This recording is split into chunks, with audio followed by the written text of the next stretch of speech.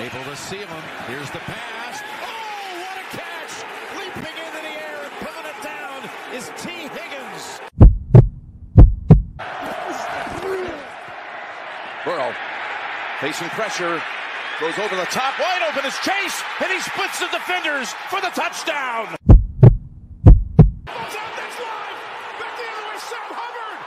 Cincinnati kid, Hubbard's got a convoy, chased by Andrews, at the 30, the 20, he will score!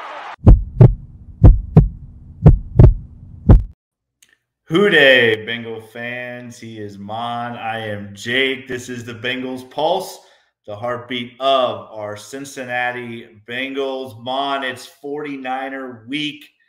Episode 91 of the Bengals Pulse is here. We have a lot to talk about, a big football game coming up, Mon. But first, I got to know, how has your week been? Busy again. Like I said, I've had a really hectic month, working a lot, both jobs, and trying to juggle being a Bengal fan and the Bengals Pulse. It was tough not watching the Bengals play on Sunday. And I'm really excited about this upcoming game. It's an arch rival, even though they're in the NFC. We got a lot of history with them, not good history. And it would be fun to go into San Francisco and take care of business. They're a formidable opponent. They got a lot going on there, and it's going to be fun to talk about it. You know, I'll be honest with you, Mon, growing up, and again, you know, you and I go way back with our Bengal fandom. Growing up in the 80s like I did, before the Cleveland Browns, before the Pittsburgh Steelers, before the Baltimore Ravens, before all of those hated teams, this was my most hated team because, Mon, they ruined my childhood.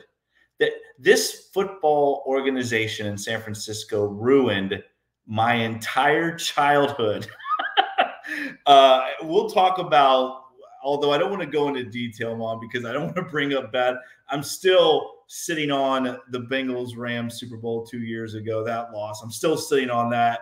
But we're going to talk a little bit about the history of this rivalry. And it is a history that goes back years and years ago, not just with big games being played against each other, but with coaches, right? Coaches moving around and getting hired. And talk about, I want to hear, Mon, from you. Talk about your history with this San Francisco 49ers organization. And you okay? Do I need to come my over? My wife is shutting the door over there. I sound like a hurricane was hitting our house. If I need to come over and save you, just let me know. I will do that. But talk about Mon, your history with this team, and I'll talk a little bit about mine. Well, obviously, you can go back to 1981. I'm older than you, but I remember football from the 70s. I am that old. Yes, I was a young kid at the time. But the thing that always surprised me about the 49ers, they were a lot like the Bengals. They mirrored each other in the 70s. If you know anything about Bengal history, James Rapin's book would show you this. In the 70s, the Bengals had great teams. He only played 14 games in the early 70s. Right. They were 11-3, 10-4, great records, but unfortunately they played in the same division as the Pittsburgh Steelers, and they could not get past them. Well, if you look at the 49ers, they had great teams. John Brodie, great quarterback in the early 70s. Solid football teams. They could not get past the Dallas Cowboys and make it to Super Bowls. So what happened in the late 70s? They struggled. The Bengals struggled. They ended up getting Bill Walsh, who was a Cincinnati Bengal offensive coordinator for years. Yes. And then in a couple years, he made them into a juggernaut. You know, they played the Bengals in 1981. To me, that was that was the most painful Super Bowl. We can talk about the Rams game. You know, the Bengals could have easily won that. The ridiculous penalty on Logan Wilson. But that 81 Super Bowl, Cincinnati had key turnovers inside the red zone, multiple. It shouldn't have been that close. They outgained San Francisco like 370 to 280. In the second half, they dominated the game. San Francisco came out to a 20-point lead, I believe. Cincinnati chipped away. The 49ers only had like 60 yards offense in the second half. We got stuffed at the 1 yard line. Chris Collinsworth fumbles at the 6. Keen Anderson throws an interception at the 10. It just had so many missed opportunities. That was the one that really got away. And another thing about that season, 81, the Bengals were 12-4. Their worst loss that season was to the 49ers at Riverfront Stadium. They beat us 21-3. They dominated us. That was a historic draft by the 49ers. Ronnie Lott, Carlton Williamson, they had all these rookie defensive backs that just came in and excelled. And, they really, they stuck it to us that year. But the Bengals should have won that Super Bowl. That's the one that really got away because they really dominated that game. It was the turnovers that killed us. I was hoping that Rams game, Super Bowl 2 years ago, it was this close to being a rematch because the 49ers, the 49ers I thought were the better team. But then unfortunately, just things didn't work out, and the Rams ended up going there, and you know how that went. Well,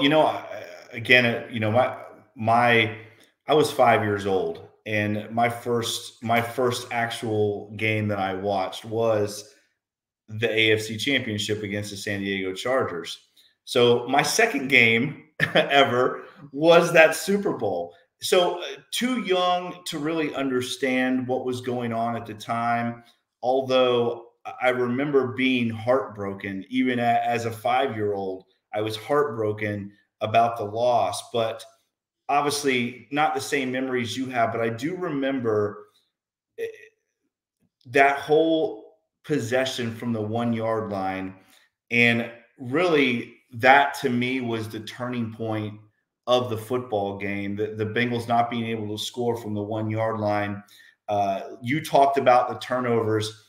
The next Super Bowl, which is what I'm going to talk about, obviously the 88 season, that Super Bowl, I was in 7th grade, and I had this huge party at my house.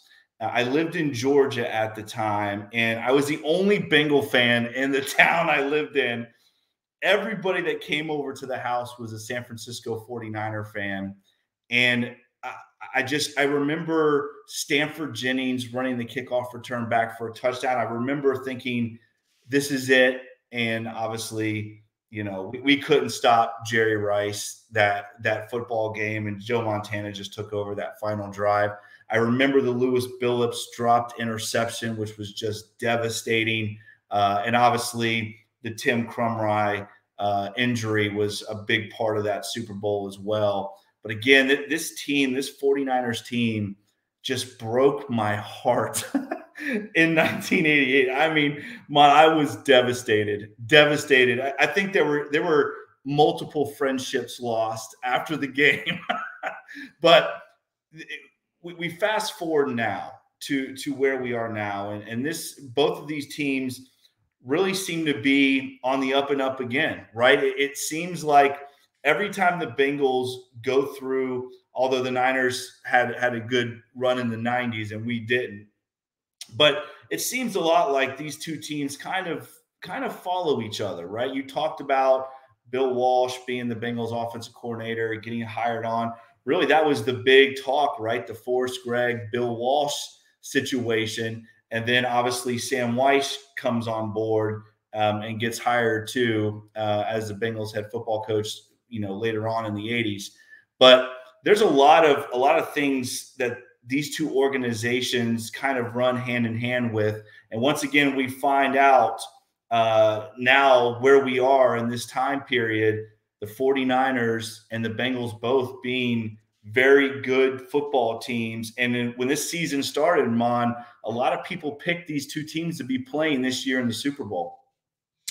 Yeah, going back to what you said, Sam Weiss was the quarterback coach for the 49ers in 81. 49ers, that's right. And he helped develop Joe Montana. He got a Super Bowl ring. That's right. And then, of course, he came on and coached the Bengals and led him to another Super Bowl appearance against the 49ers. Yeah, there is a lot of history there, and you're right. A lot of pundits, a lot of experts had the Bengals and 49ers playing in this year's Super Bowl. Of course, that could still happen. Both teams had their struggles, and Hopefully the Bengals are turning things around. They've won 3 of their last 4. I saw a great interview with Dan Hort and Jim Nantz today on Bengals.com. Jim Nantz said that he still thinks that a 49er Bengals Super Bowl could happen, and he thinks that's going to be. We're going to see a preview of that obviously this week. He's doing the game with Tony Romo, the A-Team from CBS. So it's always exciting to have them there and hear the shenanigans that Tony Romo is going to say. So it's going to be exciting. It's going to be a big game, and there's really a lot to talk about, Jake, because you know how I am. I'm always a little reserved and cautious. And not you, Mom. That's just, I got so many things going in my head because, listen, they are a formidable team. They are a very good football team. And you never want to play a team that's pissed off on the road. They've lost 2 in a row. And trust me, we are going to get their A-plus game. I don't think Brock Purdy's going to play, but it doesn't matter. Those guys were the number 2 seed in the NFC last year. They started 3 different quarterbacks last year. That coach can coach. Shanahan, to me, is the best coach in football.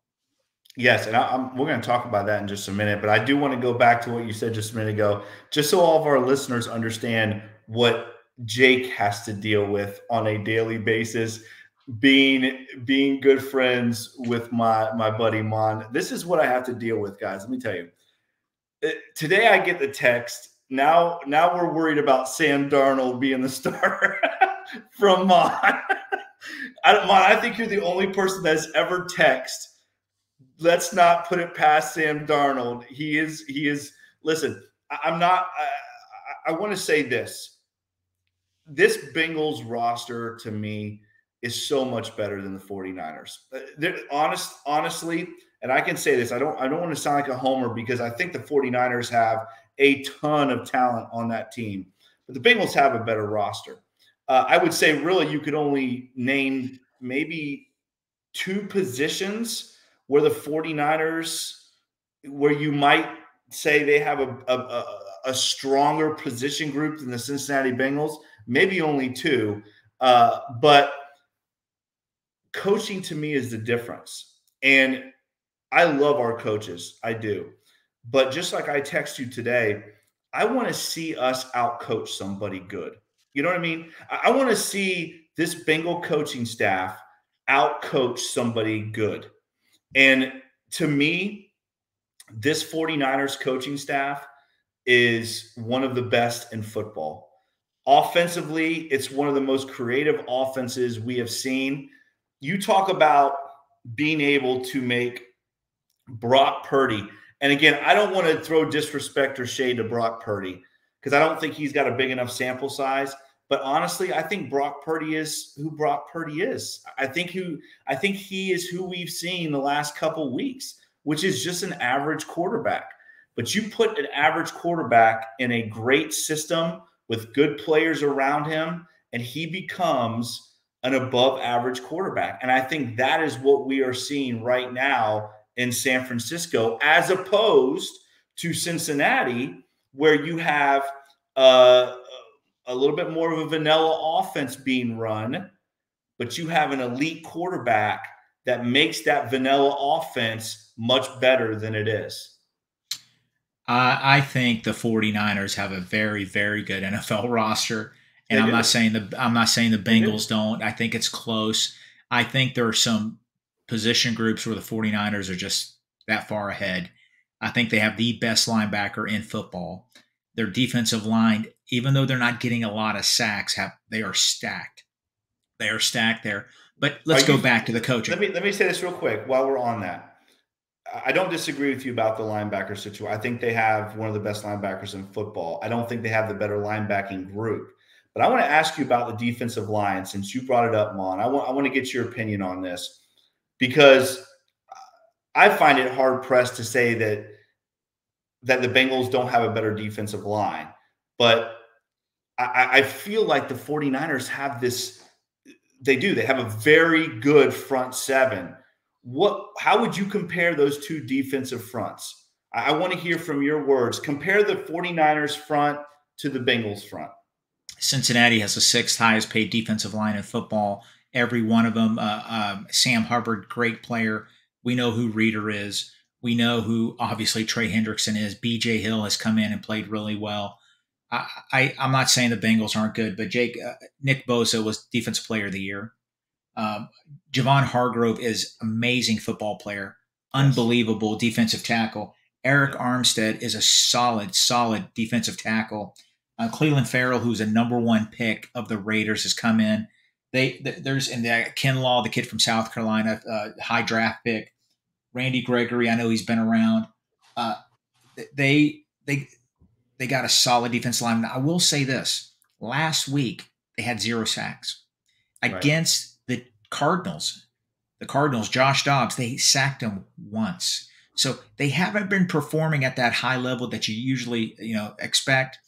That's where it's important for our offensive line to do, watch that film, see what those guys did. Our offensive line has got to show up because these guys, if they're dialed in, they can wreck a game. I mean, Nick Bosa is that good. He is that good. He's a difference maker. When you're defensive MVP of the league, that's saying something. It is. I don't disagree. And like you said, this is kind of what I was going to talk about. I'm glad you brought it up. This past week against the Vikings, 0 sacks. Against the Cardinals, 1 sack. This defensive front for the 49ers, on paper, you look at it and you named them. I mean, Farrell, Armstead, Hargrave, Bosa, Gregory. I mean, this is a formidable defensive front. I don't want to put anything past it because I have a ton of respect for it. But it is when you look at the numbers, this defensive front for the 49ers really not performing up to what you would think, right? Standard wise. And you look at this Bengals defensive front that has 19 sacks already, Mon, that is getting to the quarterback, something you and I have talked about, right? A lot of pressures these last couple of years, but not getting to the quarterback.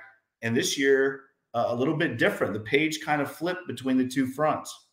19 sacks in 6 games. We only had 30 last year. That's refreshing and great to see. We need to continue that trend. We need the Cam Samples to come in and give us more quality snaps. Need Joseph Osai to come in. I think that ankle has to be close to 100%. Let's give Hendrickson a little bit of a breather. It's going to make them fresher for this big run that I expect us to have. Because let's face it, I know we're going to get to it in a second. Our offense is 32nd in the NFL. It's not going to be there at the end of the year. It's going to be much better than that. So that offense gets right, we're making a run. Agreed. And you have obviously you're talking about Fred Warner. Yes. We all know who you're talking about. He is an elite linebacker in this league, one of the best linebackers. He's just incredible. He can cover. He runs sideline to sideline. He can play between the tackles. He is a dude. And again, I don't want to put anything. The other guy, Greenlaw, I don't think he practiced today. He was a little banged up in that Vikings game. Hamstring issue. Yeah, had to leave the game there. And this defensive backfield really struggled against a Vikings pass game without Justin Jefferson. I mean, Kirk Cousins had his day against this 49ers backfield. Now, obviously, a big part of that is the number that you said earlier, 0 sacks by this defensive front. So he had a little bit of time back there. Again, that's got to be the key, right, for this Bengals offense. Give Joe Burrow time and let him dice up this 49ers defensive backfield that not very good right now, not playing good football. No, the 49ers have a great coaching staff. They're looking at that tape. They saw what Kirk Cousins did to them, those quick passes. I can assure you they're going to adjust and try because, the Bengals are going to try to do the same thing. But Cincinnati needs to be careful here. Brandon Allen was our backup quarterback for 2 years. He knows Joe Burrow. He knows this offense very well. He's going to be talking to those defensive coaches for the 49ers, giving them some tidbits, explaining to them tendencies that the Bengals do. Our coaches are good too. Hopefully they're adjusting, making plans for that. But the big thing here is Joe Burrow's mobility. It's going to be improved. He said at his press conference today he's almost 100%. We need this offensive line to get back to where they were last year, Jake. Yes. When they won 8 in a row in the regular season, that offensive line was playing top 10 in football. Yeah. They really were. Agreed. Unfortunately, Kappa, those other guys started getting nicked up at the end of the season.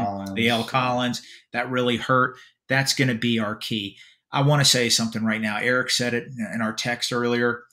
No more excuses, man. Everybody said the Bengals have a Super Bowl roster, one of the best in football. Let's prove it. Let's prove it. We have superstar players. Our superstars have to start making plays. Generational superstar players take over games. Look at Myles Garrett last week. Cleveland had no business winning that game. The refs helped them at the end. It shouldn't even have been close. Shouldn't even come to the refs. But Myles Garrett took over the game. We need our players to take over. And let's make it happen. Well, and I want to talk about that in just a second. But first, Eric does bring up a good point. Eric reminds us that, this is a new defensive coordinator for the San Francisco 49ers. So maybe that's playing a part in this struggle right now for the San Francisco defense. But I agree with you 100%, Mon.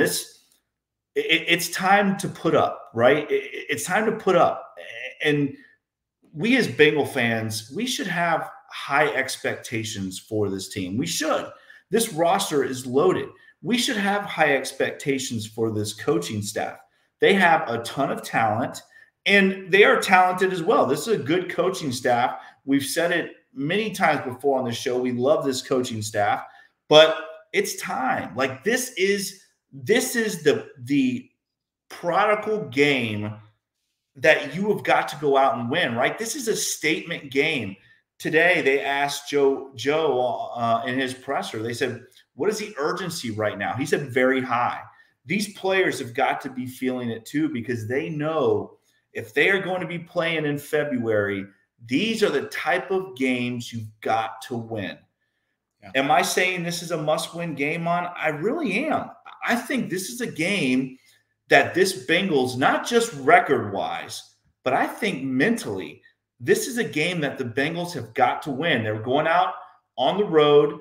They're traveling across country. They're playing a very good team, a team that, again, as I said earlier, has been picked to be playing our Bengals in the Super Bowl this year. This is a game the Bengals have got to go win. And to me, again, like I said, I think it starts with our coaching staff. I think our coaching staff has got to be great this week. I really do. That is just how I feel, especially if we have an extremely healthy roster taking the field, T. Higgins being back. It's time for this offense to go out and do something. I agree, Jake. I listened to a podcast this morning. I forget which one. I listened to all of them. They brought up a good point. I think it was Mo Egger on Paul Dehner's podcast. I agree with him. He thinks this is the most talented team we're going to be facing all year. The 49ers are that good. That's his take. It's sort of a tone setter. He didn't say this. I'm saying this. Sort of a tone setter. If you beat them, I think it sets the tone for the remainder of the season. Okay? I agree. If you go into San Francisco and beat them, get that extra level of confidence. Forget the quarterback situation. Their system, it doesn't matter. They're plug and play. Darnold's going to come in and play well. Cincinnati has to go in there. The intensity level Sunday at 4:25 is going to be through the roof. I agree with something you just said about the coaching staff. They have got to get this team ready for that intensity because the 49ers are going to come out. Fred Warner even said it today. It's a must-win for them. They don't want to lose 3 in a row. The Bengals better be prepared for that because this team is going to be fired up. Zach Taylor and staff, get your team ready for that intensity, and I think they will.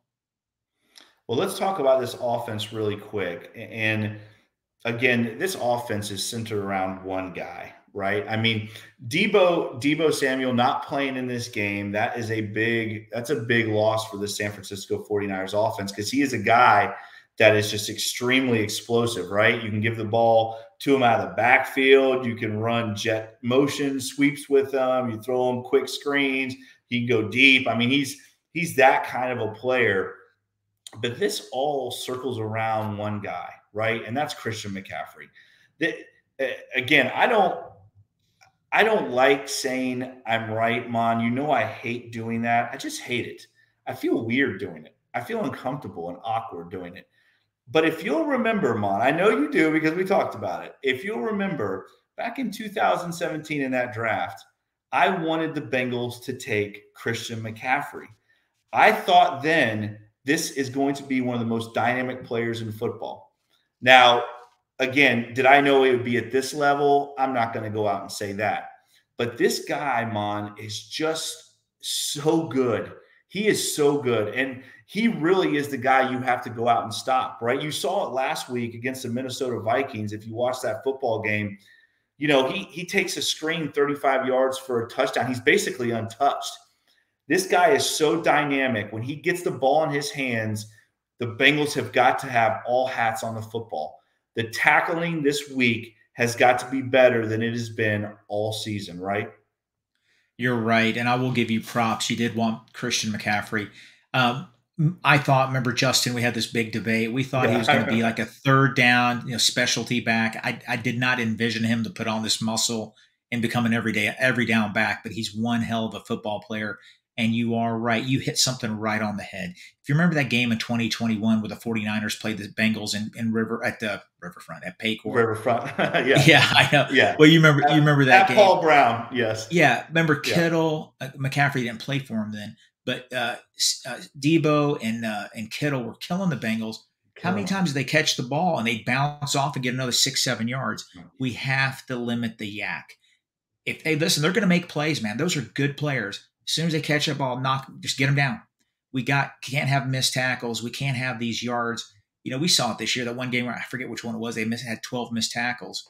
I mean, if they would have tackled the guy after the first hit, that other team would have had like 60, 70 less yards in the whole game. We just got to limit the yard after catch, and that's going to be key because he's shifty. I know he has an oblique injury to his whatever you call it, his core area there. Yeah, he's going to be a little limited there. Yeah, and so we just got to get him down. And Kittle is one tough guy. And I know Samuel's out. We dodged a bullet there, but they have a lot of – who's that? Brandon Ayuk's a good wide receiver. They got some good players there. We just got to control the line of scrimmage. And Kittle, yes, right? Kittle, absolutely. You just talked about him. He's a guy that killed us last time, and we struggle against those good tight ends. I don't know why. Let me just throw out real quick Christian McCaffrey's numbers on the season, Mon. This is mind-blowing. Okay, you ready? Here we go. Mm-hmm. This is in 7 games. Christian McCaffrey has 125 carries for 598 yards. That's almost a 5-yard per carry average, Mon. With over 120 carries, the guy is averaging almost 5 yards a carry, 8 rushing touchdowns. Then he's got 26 receptions, 228 yards, and 3 touchdowns. Mon, this guy has over 800 total yards and 11 touchdowns already in 7 games. The offense runs through Christian McCaffrey. You can talk about Brock Purdy. You can talk about all Kittle and everyone else that steps foot on that field. But Christian McCaffrey is where this offense runs. And let's not forget in that Cleveland Brown game, the game the 49ers lost, they lost Christian McCaffrey in that game. And it made a huge difference. A huge difference. They look like a totally different offense without Christian McCaffrey on the field. Yeah. You hit something right on the head here. I'm going to read something here in a second. I got their team stats. Why is Brock Purdy so effective? It's not all on him. They have so much talent around him. They run the ball so well. Yeah.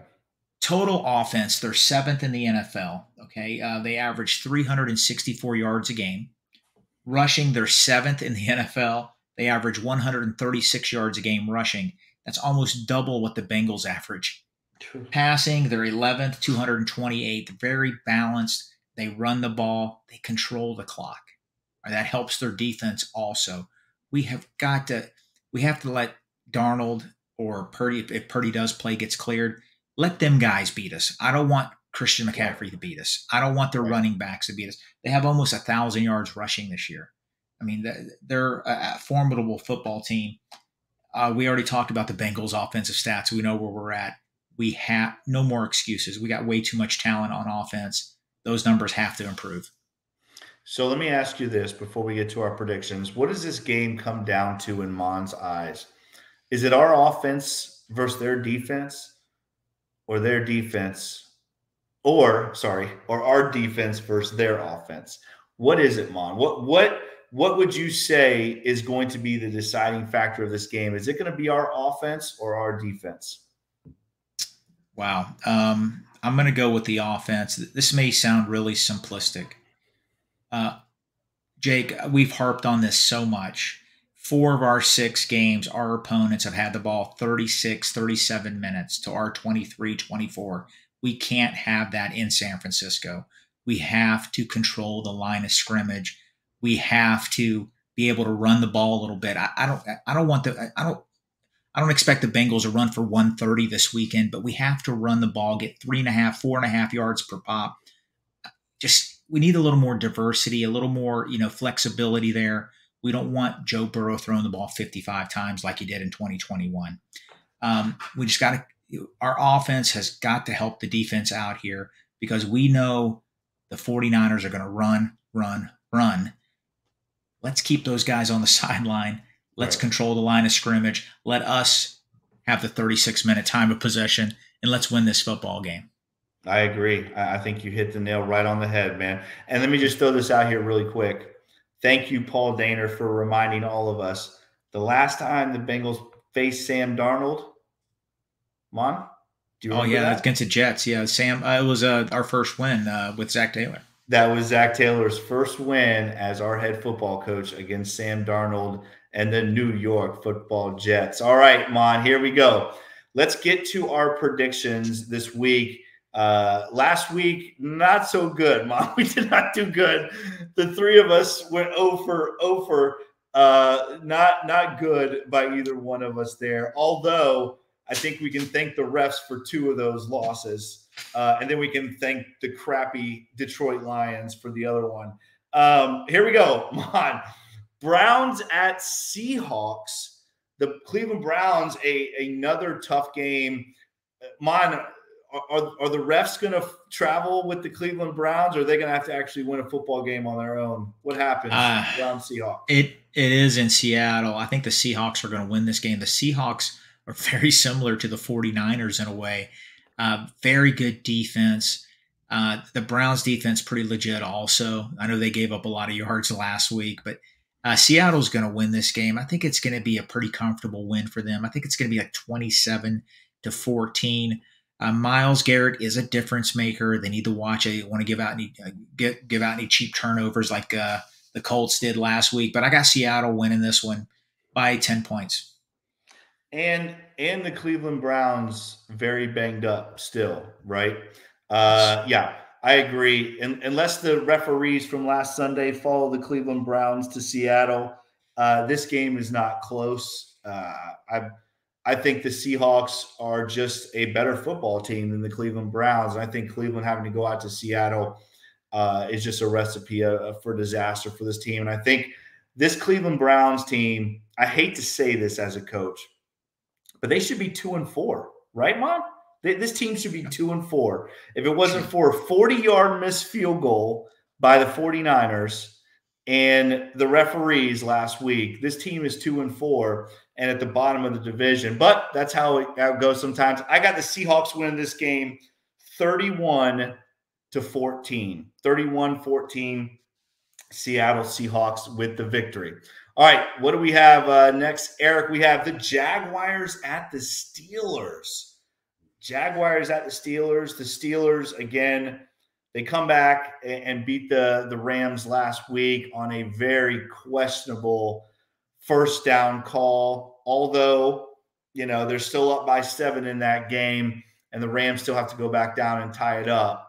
But again, another questionable call by the referees and the officiating in the NFL. Steelers win the football game.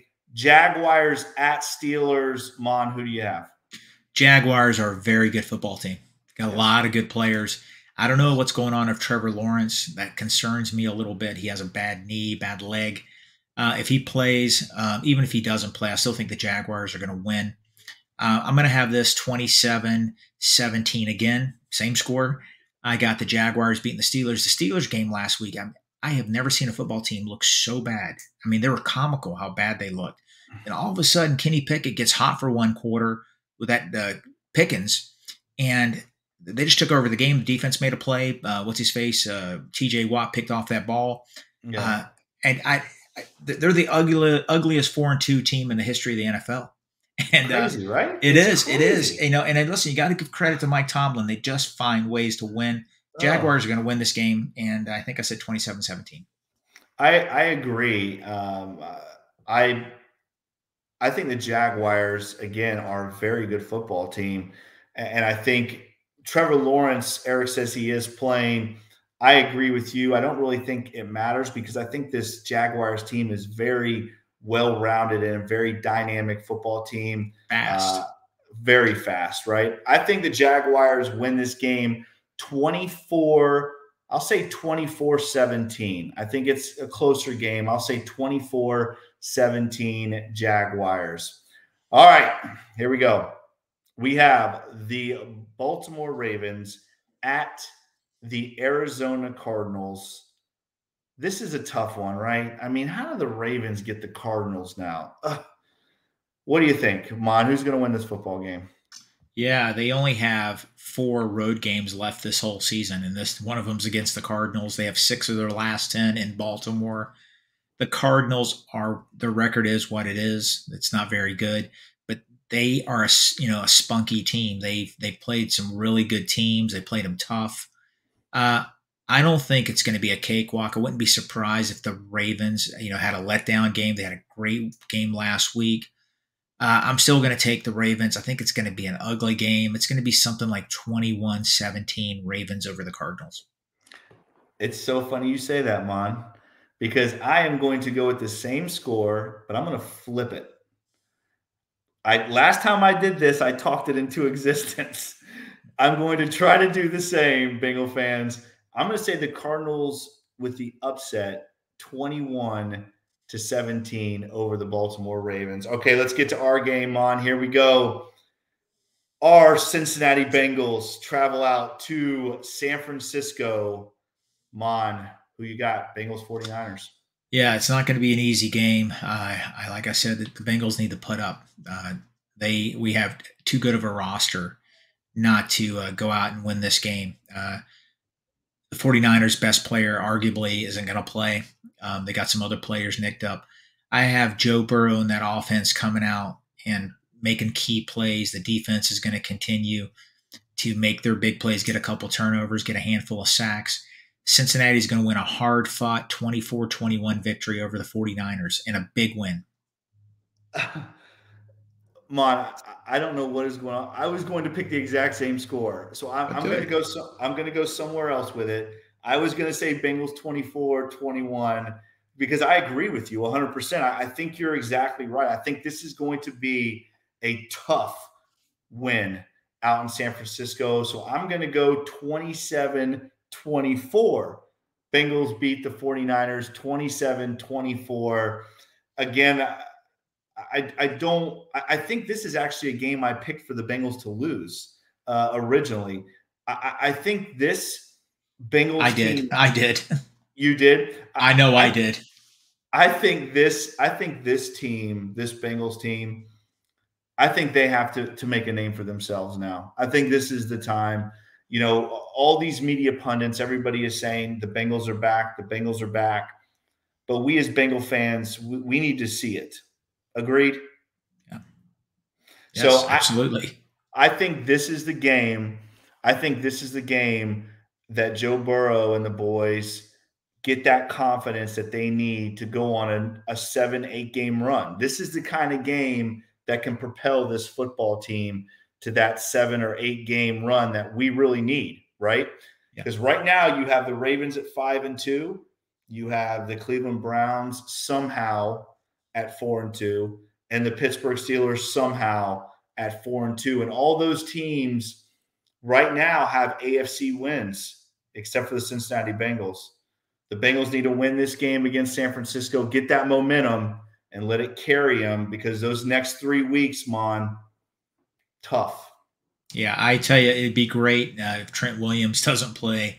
because Trey Hendrickson will feast. He will feast. Yeah, it's going to be a tough game, but I get what you're throwing down there. I mean, it's going to – you go out there and you beat a team like the 49ers in their home field. Buddy, talk about confidence at an all-time high. Buffalo won't have a chance on Monday night. I don't think they will anyway. I think Cincinnati's a much better team than the Buffalo Bills, but we're jumping ahead now. So let's just get ready for this big game at 4:25 on Sunday. Mon, have that ice cream cake ready. I will be there ready to roll. Ready to roll. Mon, real quick, show me that real sexy shirt you got on there. Let me see that real quick. It's a prototype. It's a prototype. That's right. We go ahead, Mon. A buddy of mine has a T-shirt shop. He's starting a business, and I sent him the Bengals Pulse logo, and he's playing around with the logo, location, size, and we're going to work on this and potentially try to get some shirts made and sent out. Work in progress. We'll see. And I'm happy so far. I think I got a little bit too big of a shirt, but hey, we'll work on that.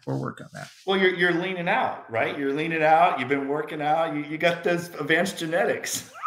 You know what? I mean, I do go to the gym, but I don't have to do much because, I just look at the weights and I get stronger.